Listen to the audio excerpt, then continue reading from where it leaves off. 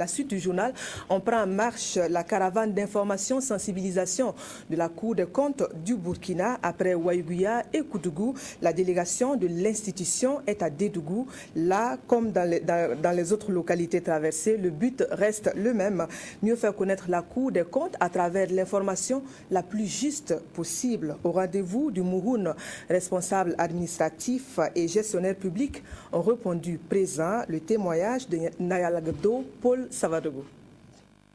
L'administration a l'obligation de rendre compte à la population de la gestion des richesses et ressources du pays.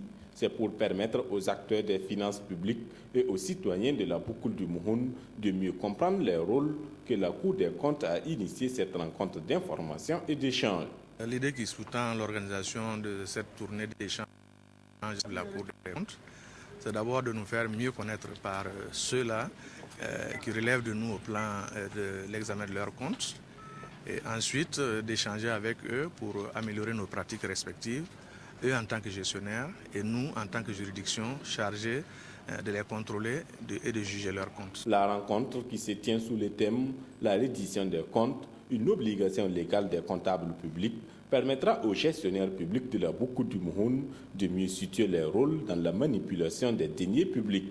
Il y a des règles de gestion budgétaire et comptable qu'il faille absolument respecter.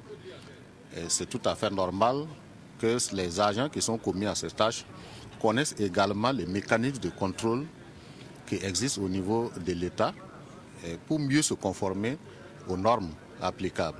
La tournée d'information et d'échange de la Cour des comptes avec les gestionnaires publics de la Boucoule du Mouhoun a permis à la Cour d'expliquer ses missions aux participants, lesquelles missions sont entre autres de conseiller les gestionnaires publics, de promouvoir la transparence dans la gestion des finances publiques et de veiller au respect du principe de l'obligation de rendre compte.